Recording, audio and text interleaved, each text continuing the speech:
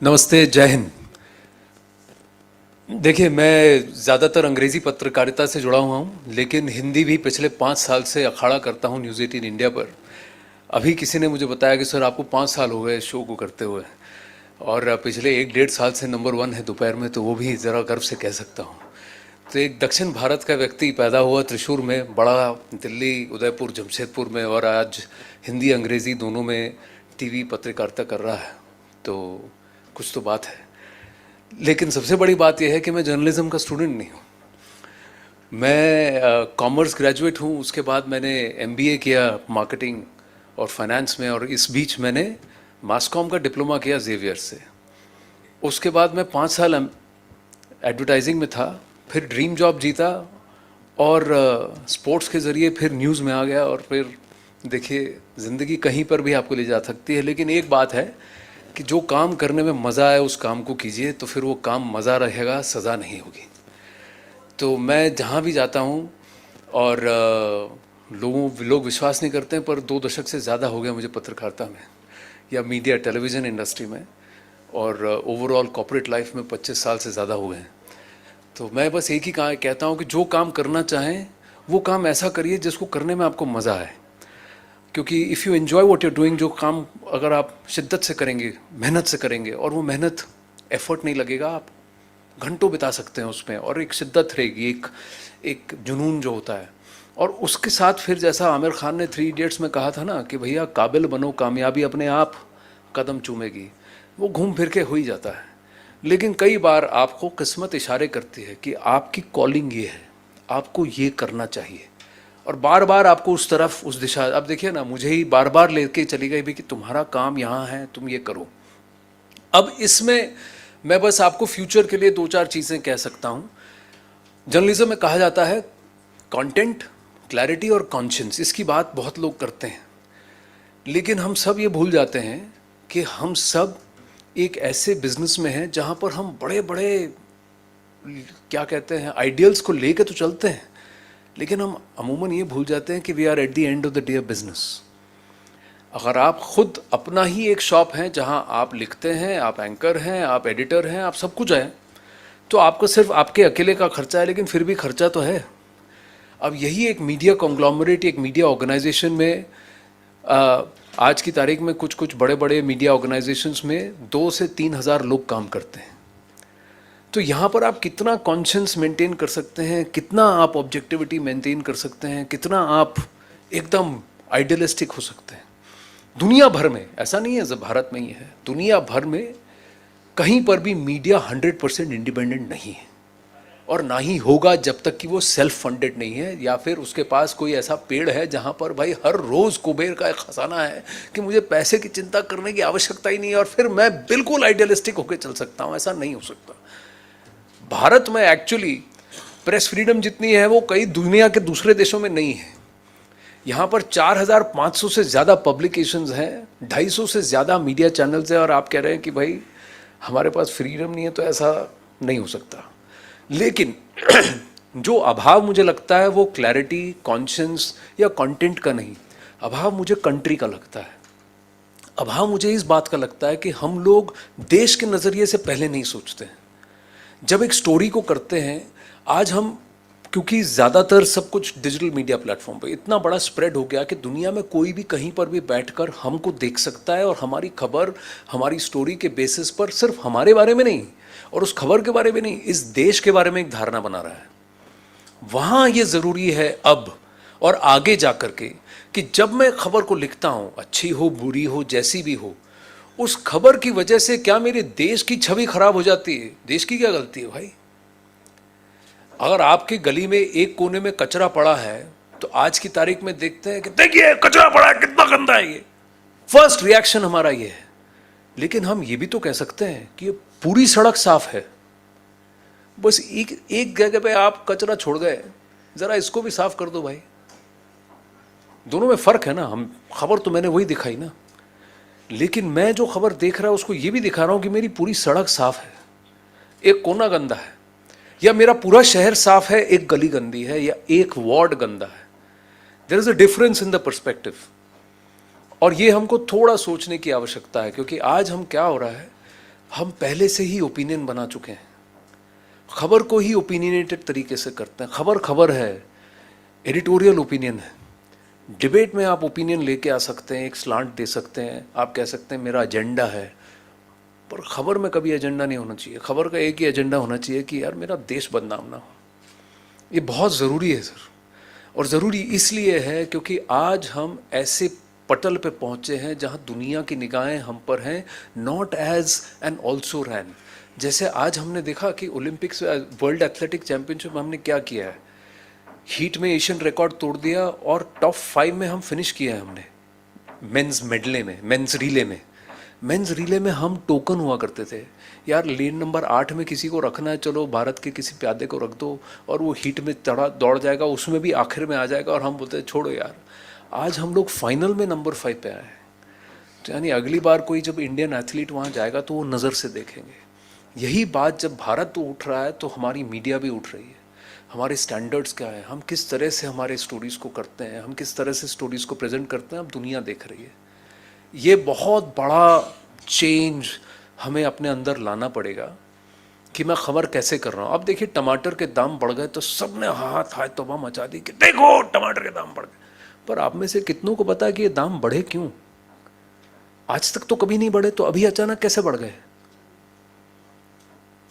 आप में से कितनों को मालूम है कि जितने भी हमारे टोमेटो ग्रोइंग बेल्ट्स हैं, सब जगह एक साथ 3 दिन के अंदर इतनी बारिश हुई जितना 75 साल में ये रिकॉर्ड तोड़ है, कभी नहीं हुआ। ये तो फोर्स मेजर है, आप क्या करेंगे इसके लिए? आपकी बाल्टी 17 लीटर की है, पर आपके ऊपर अगर 25 लीटर पानी गिर गया तो आप क्या करेंगे? पानी तो फैलेगा, कहीं तो फ्लड होगा, कहीं तो नुकसान होगा।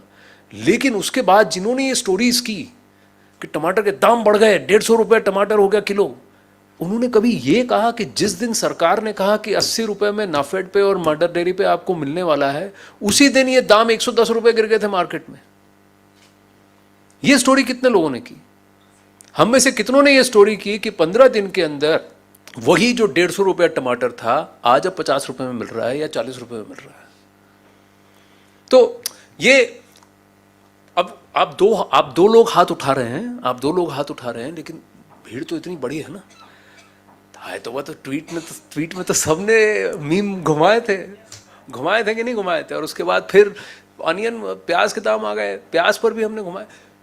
दाम बढ़ते हैं, तक्कत सबको होती है, इन्फ्लेशन होता है। मैं ये नहीं कह रहा हूँ कि ये सरकार जो कर रही है सही कर रही है ना, कोई भी गवर्नमेंट हमेशा 100% राइट नहीं होती, लेकिन आप एक चीज़ को याद रखिएगा कि सरकार का बैंड बजाने के चक्कर में ना कहीं हम किसी को ये हैंडल ना दे दे कि वो हमारे देश का बैंड बजा रहा है। ये बहुत सटल लाइन है, केयरफुल रहना पड़ेगा, बिकॉज विदेश में लोग मौका ढूंढ रहे हैं कैसे भारत को नीचा गिराएं, कैसे, क्यों। अब आप देखिए, जब भी हमारे यहाँ कोई बड़ा इवेंट होता है, यहाँ पर क्यों दंगे होते हैं या कोई वायलेंस का इंसिडेंट होता है उससे पहले, क्यों?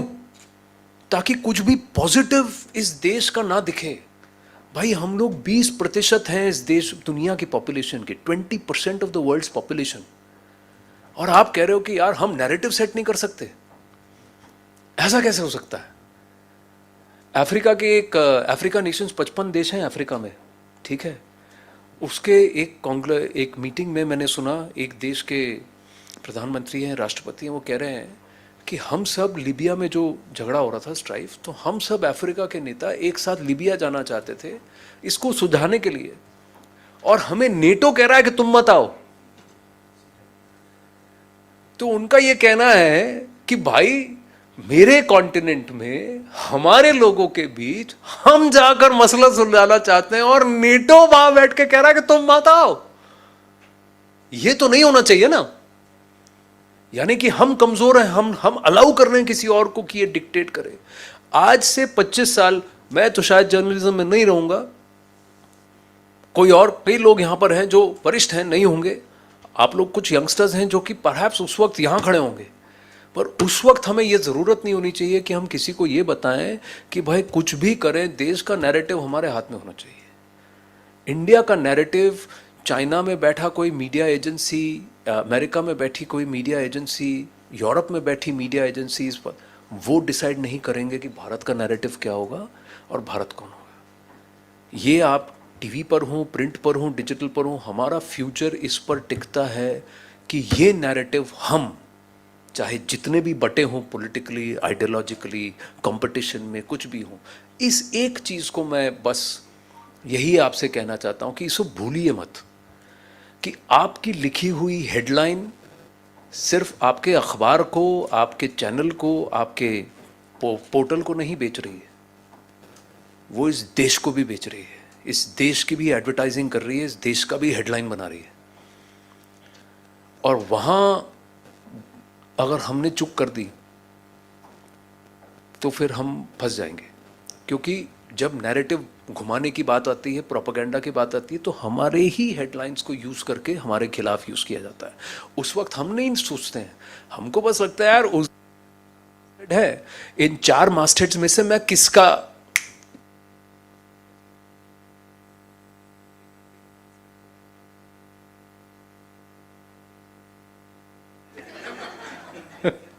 नहीं मेरे से दब गया, सॉरी। तो यही मास्टहेड, यही टॉप हेडलाइन जो है आगे जाके आज से 4-5 साल बाद कोई नैरेटिव को घुमाने के लिए आपकी तरफ कहेगा। मैं नहीं कह रहा हूँ कि मैंने आज तक कभी कुछ गलत नहीं किया, मैंने भी गलतियाँ की, सब लोग करते हैं, पर ये कॉन्शियसनेस अगर हमारे में आ जाए तो फर्क पड़ेगा। क्रिटिसाइज कीजिए, प्लीज़ क्रिटिसाइज कीजिए, पर ये मत डिसाइड कीजिए कि यार इसको मैं क्रिटिसाइज करके ही रहूँगा, चाहे वही गलत करे या सही कहे। ऐसा तो फिर फायदा नहीं है ना। पर यह भी है कि इसको गाली देने के चक्कर में मैं कहीं मेरे देश को तो नहीं गाली दे रहा हूँ। ये थोड़ा सा हमको डिवाइड करना बहुत ज़रूरी है। दूसरी बात, आगे जाकर मुझे ऐसा लग रहा है फ्यूचर में platforms will not matter, content will. तो जो कंटेंट आप क्रिएट कर रहे हैं वही कंटेंट हर तरह से यूज होगा। आज अगर आप देखें तो टेलीविजन लोग आज भी देख रहे हैं, पर बड़े स्क्रीन पर नहीं, छोटे स्क्रीन पर देख रहे हैं। और 9 बजे, 8 बजे, 7 बजे के अपॉइंटमेंट टाइम पे नहीं देख रहे हैं, आराम से यूट्यूब में फीड को देख रहे हैं, रात में अपनी मर्जी से देख रहे हैं, पर देख वो कंटेंट को रहे हैं। So this content will always remain king. So as long as you become the king of content, you are never king और क्वीन ऑफ कंटेंट। ऐसा जेंडर न्यूट्रल वर्ड है, आज उसको भी लेकर फिर क्रिटिसाइज कर दिया जाएगा, ऐसा नहीं। मैं बस ये कह रहा हूँ कि जब तक आप अपने कंटेंट पे श्योर हैं, आपका कंटेंट देखने वाले लोग होंगे। अब यहाँ पर क्या है, दूसरी बात, सोशल मीडिया आपको क्या अलाउ करता है, 2 मिनट बचे हैं, 2 मिनट में अपनी बात खत्म कर दूंगा, कि सोशल मीडिया आज आपको अलाउ करता है कि आप सेल्फ सस्टेनेबल हो जाएं। यानी आपको अपने पैसे के लिए, अपनी अर्निंग्स के लिए क्राउड फंडिंग आप कर सकते हैं। आपको किसी एक स्पॉन्सर, एक व्यक्ति, एक फाइनेंसर, उसके एजेंडे पर डिपेंड और उसके लिए झुकने की जरूरत नहीं है। लेकिन एक और प्रेशर है इसका, काउंटर प्रेशर ये है कि आज हम फॉलोअर्स के लिए खबर लिख रहे हैं। ये इससे कि मेरी लाइक्स बढ़ जाएं, मेरे हिट्स बढ़ जाएं, मेरे रीट्वीट्स बढ़ जाएं, मेरे पोस्ट बढ़ जाएं, इसके लिए खबर लिख रहे हैं। तो फिर वो टीआरपी के लिए खबर लिखने से अच्छा, या फिर सर्कुलेशन बढ़ाने के लिए खबर लिखने से कहां फर्क हो गया? आज हम लोग सब की सब आदत है ना हमारी, एक पोस्ट करते हैं तो 5 मिनट बाद देखते हैं यार कितना लाइक आया, कितने रीट्वीट हो गए, कितनों ने देख लिया, किसी ने कमेंट किया कि नहीं। ऑब्सेस हो गए हम कि मैं ऐसी चीजें लिखूं जिसकी वजह से मेरी फॉलोइंग बढ़ जाए, या आप ऐसी चीजें करना चाहते हैं जिसकी वजह से समाज बेहतर हो जाए। ये 2 थॉट प्रोसेसेस हैं। So you have to distil this. ये आपका चैलेंज होने वाला है, रेलेवेंस का, कंटेंट का, कंट्री का। ये मेरी 3 पॉइंट्स हैं। 40 सेकंड अब भी बचे हैं, पर मेरी वाणी को मैं यहीं विराम देता हूँ। Thank you.